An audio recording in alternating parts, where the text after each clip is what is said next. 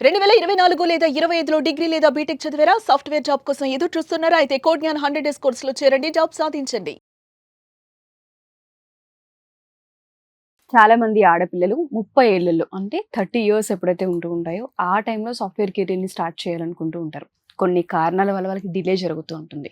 So మెంటల్‌గా వాళ్ళు ఏ విధంగా ప్రిపరేషన్ చేయాలి అంటారు? ఏ విధంగా ప్రిపేర్ అవ్వాలి అంటారు?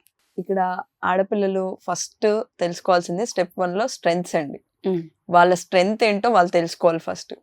అంటే వాళ్ళని వాళ్ళు అనలైజ్ చేయడం స్టార్ట్ చేయాలి ఫస్ట్. హ్మ్. మనలో ఏం స్ట్రెంగ్త్ ఉంది, మనం దాన్ని ఎట్లా ఇంప్లిమెంట్ చేయగలగాలి అన్నది ఫస్ట్ అది తెలుసుకోవాలండి.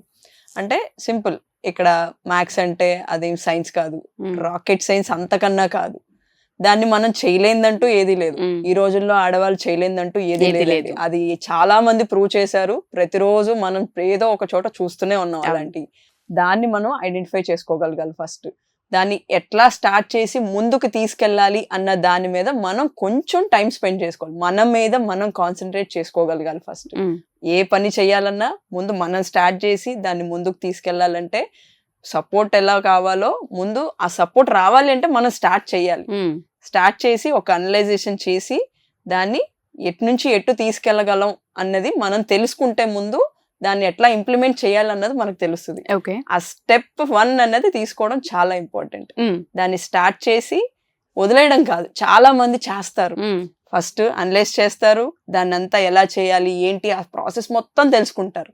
కానీ ఎవ్వరు కూడా ముందుకు ఇంప్లిమెంట్ చేయడంలో ఎక్కడో ఇంప్లిమెంట్ చేయడంలో చాలా టైం తీసుకుంటారు. హ్మ్. హ్మ్. టైం తీసుకోవాలి, కానీ దానికంటూ ఒక టైం లిమిట్ పెట్టుకుని బ్లాక్ చేసుకుని ముందుకు వెళ్ళడానికి ఇది రైట్ టైం అన్నది మనం తెలుసుకోగలగాలి ఫస్ట్ ఆఫ్ ఆల్. ఓకే. అది తెలుసుకుని ముందుకు స్టెప్ వేయడానికి రెడీ అయ్యి, అమ్మో రెస్పాన్సిబిలిటీస్ వస్తున్నాయి, ఈ రోజు ఇది వస్తుంది, రేపు ఇంకోటి వస్తుంది, ప్రాబ్లమ్స్ అన్నీ ప్రతి ఒక్కరికి ఉంటాయండి. వాటికి భయపడి మనం ఆగిపోతే ముందుకు వెళ్ళలేమండి. హ్మ్.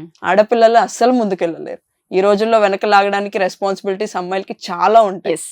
వాటిని దాటుకుని ముందుకు రాగలిగితేనే మనం ఈ రోజు ఉన్న సొసైటీలో ముందు ఉండగలం. యెస్. మీరు చెప్పినట్టు స్ట్రెంగ్త్స్ పైన ఫోకస్ చేయాలి. చాలా బాగా ఫోకస్ చేయాలి. అది తెలుసుకోవాలి. మనలో ఉన్న లేని స్ట్రెంగ్త్ అంటూ ఎవరికి ఉండదండి. ఏదైనా మనం ధైర్యంగా ఒక స్టెప్ ముందుకేస్తేనే దాన్ని తెగించి ముందుకు రావడం హ్మ్. అంతే. హ్మ్. ఇది నేను ఎందుకు చేయలేను? ఒక ఆడపిల్లగా ఇంటిని నడుపుతామండి మనం. అవును. అంత చేయగలిగిన వాళ్ళం ఏమీ తెలీదు. జస్ట్ చదువుకుని పెళ్లి చేసి పంపేస్తారు. అన్నీ చేస్తాం. ఏం నేర్చుకుని వచ్చామా అయన్నీ? లేదు కదా.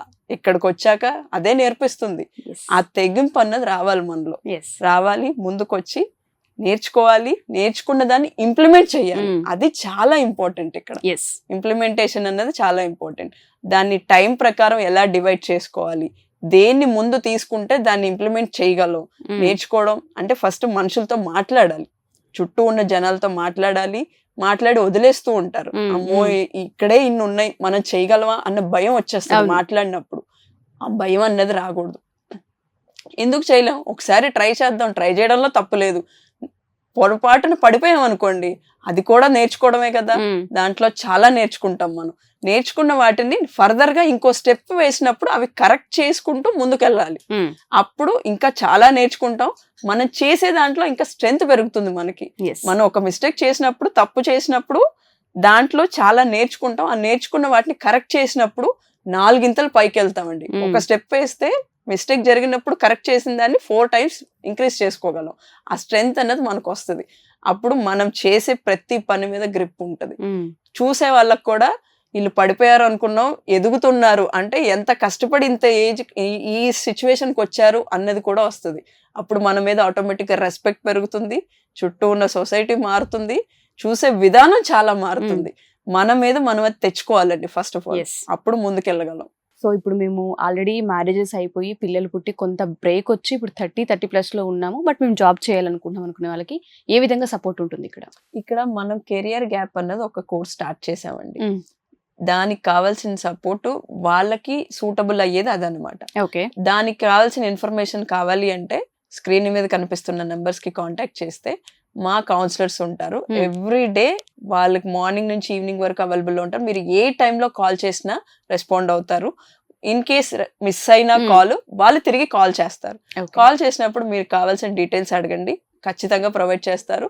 ఇన్ కేస్ మీకు టైం దొరికితే ఛాన్స్ ఉన్నప్పుడు కుదుర్చుకుని క్యాంపస్ విజిట్ చేయండి. వై బికాస్ మనం ఫోన్ లో మాట్లాడింది డైరెక్ట్ గా క్యాంపస్ కి వచ్చి ఎదురుగా కూర్చుని మాట్లాడింది చాలా డిఫరెన్స్ ఉంటుందండి. మనం ఎదురుగా కూర్చున్నప్పుడు వాళ్ళు అడిగే క్వశ్చన్స్ కి వీళ్ళు ఇచ్చే ఆన్సర్స్ కి చాలా క్లారిటీ వస్తుంది. And at the same time మా క్యాంపస్ లో ఉన్న స్టూడెంట్స్ తో మాట్లాడి అసలు ఎలా ఉంది కెరియర్ గ్యాప్ అన్నది, ఎలా ముందుకు వెళ్ళొచ్చు అన్నది వాళ్ళతో మాట్లాడితే వాళ్ళ ఎక్స్పీరియన్స్ తెలుసుకుంటే వీళ్ళకి ఒక కాన్ఫిడెన్స్ బిల్డ్ అవుతుంది. ఓకే, ఈ గ్యాప్ ని మనం ఇలా ఫిల్ చేసుకోవచ్చు, వీళ్ళ దగ్గర ఇంత పొటెన్షియల్ ఉంది, వీళ్ళు ఈ రకంగా సపోర్ట్ ఇస్తున్నారు మనకి అన్న కాన్ఫిడెన్స్ వాళ్ళకి బిల్డ్ అవుతుంది. అప్పుడు ఆ కాన్ఫిడెన్స్ వచ్చినప్పుడు వాళ్ళు ఖచ్చితంగా ముందుకు వస్తారు, వాళ్ళ స్కిల్ ని వాళ్ళు బయటకు తీసుకురావడానికి ట్రై చేస్తారు. డెఫినెట్ గా మ్యామ్. సో అప్రోచ్ అవ్వాలంటే ఎలా అప్రోచ్ అవ్వాలి? స్క్రీన్ మీద కనిపిస్తున్న నెంబర్ కి కాల్ చేయొచ్చు. మేము వచ్చి విజయవాడ, హైదరాబాద్, బెంగళూరులో ఉన్నాం. మెయిన్ సిటీస్ లో, మెయిన్ సెంటర్స్ లో ఉన్నాము. తప్పకుండా కాంటాక్ట్ చేయండి, విజిట్ చేయండి, చూసి డౌట్స్ క్లారిఫై చేసుకుని జాయిన్ అవ్వండి. Sure ma'am.